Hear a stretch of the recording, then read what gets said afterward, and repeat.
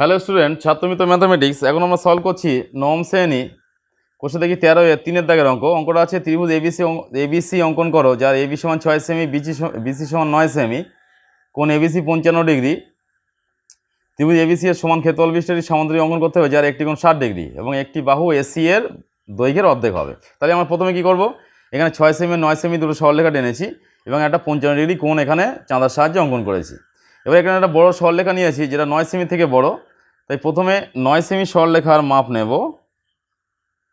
এটা নামটা বসিয়ে দিই। 9 সেমিটার নাম আছে বিসি, এটা নাম দেওয়া আছে এবি। নাম দেওয়া থাকলে যেভাবে নাম দেওয়া থাকবে সেইভাবে আঁকতে হবে।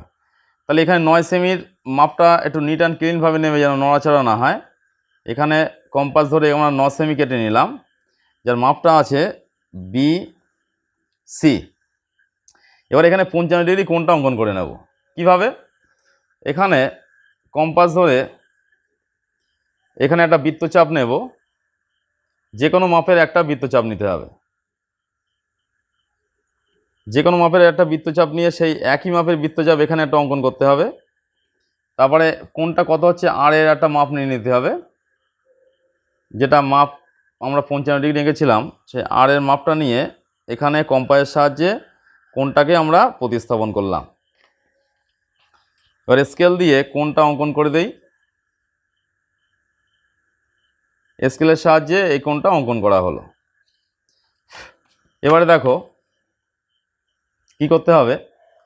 এই যে 6 সেমি সরলরেখা ছিল, এই 6 সেমি বাহুটার মাপ নিচ্ছি, নিয়ে এখান থেকে আমরা একটা বৃত্তচাপ আঁকলাম। এবারে এই দুটো যোগ করে দেব। সি, এই যেটা অঙ্কন করেছি এই দুটো যোগ করে দিলাম। এটার নাম হলো তাহলে কি এ। এবার এই যে ত্রিভুজটা অঙ্কন করলাম, এই ত্রিভুজের সমান ক্ষেত্রফল বিশিষ্ট সামান্তরিক আঁকতে হবে। নিয়মটা কি, নিচে যে বিসি বাহু হয়েছে এই বিসি বাহুটাকে সমদ্বিখণ্ডিত করতে হবে, মানে অর্ধেকের বেশি সরলরেখা নিয়ে, অর্ধেকের বেশি বৃত্তচাপের মাপ নিয়ে দুদিকে দুটো বৃত্তচাপ আঁকতে হবে। এদিকে এটা যোগ করলাম, এই দুটো যোগ করে দিচ্ছি।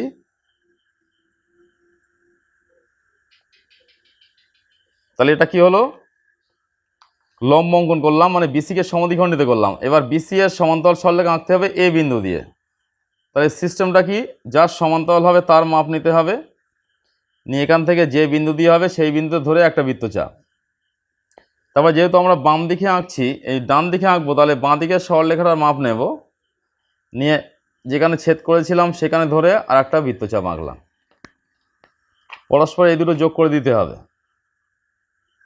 দিলে আমরা এখানে একটা সমান্তরাল সরলরেখা পেয়ে যাচ্ছি। কার? ত্রিভুজের এ বিন্দুর সঙ্গে এটা যোগ করে দেব, দিলে আমরা সমান্তরাল সরলরেখা পেয়ে গেছি এ বি এর সমান্তরাল। এবার যেহেতু সমান্তরালে একটি কোণ 60 ডিগ্রি বলা আছে, তাহলে এখানে কি করতে হবে, 60 ডিগ্রি একটা কোণ অঙ্কন করতে হবে। মানে যে কোনো মাপের একটা বৃত্তচাপ নিলাম, নিয়ে সেই একই মাপ নিয়ে কাটলে 60 ডিগ্রি হয়। এটা তোমরা নিশ্চয়ই সকলেই জানো, ছোটোবেলা থেকে শিখে আসছো। একই মাপ নিয়ে কাটলে 60 ডিগ্রি হয়। তাহলে এখানে যোগ করে দিলাম 60 ডিগ্রি। এবার এটা হচ্ছে সামান্তরিকের একটা বাহু পেয়ে গেছি। এবার নিচে যে সরলরেখাটা আছে এই পর্যন্ত সেটা মাপ নিলাম। কোনটা আর একবার দেখাচ্ছি, দেখো এই মাপটা নিয়ে যেখানে এই কোণের সমদ্বিখণ্ডকটা ছেদ করেছিল 60 ডিগ্রি কোণের মাপটা, সেখানে ধরে এটা কেটে দিলাম। দিয়ে এবার স্কেলের সাহায্যে সি বিন্দুর সঙ্গে এটা যোগ করলাম।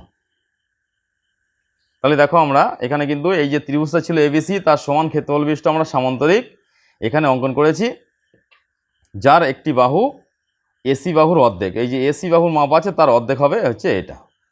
তাহলে এখানে নাম দিয়ে এটা আমরা ডি ই এফ নিচে লিখতে হবে। অতএব ত্রিভুজ এ বি সি সমান সামান্তরিকের একটা চিহ্ন দেবে, দিয়ে সামান্তরিক সিডিইএফ। সিডিইএফ ল্যাঙ্গুয়েজটা তলায় দিতে হবে। এখানে কোনটা কত সেমি বাহু ছিল পরস্পর লিখতে হবে। এটা ছিল 9 সেমি, এটা ছিল 6 সেমি, এটা 55 ডিগ্রি কোণ, আর এখানে 60 ডিগ্রি কোণ এঁকেছিলাম। তাহলে এইভাবে দেখো আমরা এবিসি ত্রিভুজের সমান ক্ষেত্রবিশিষ্ট সামান্তরিক CDEF অঙ্কন করলাম।